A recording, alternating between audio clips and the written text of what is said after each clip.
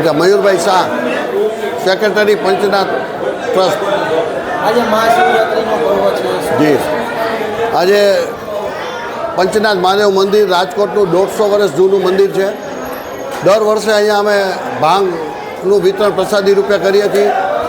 દરરોજ મહાશિવરાત્રિના દિવસે સાંજે અમે લોકો માટે ભેળ પણ અહીંયા બનાવીએ છીએ, એટલે સેંકડો લોકો અહીંયા આવે છે, દર્શનનો લાભ લે છે અને ભાંગનો અમે પ્રસાદ આપી છીએ અને લોકો પ્રેમથી ભાંગ અહીંયાથી પ્રસાદ તરીકે લે છે।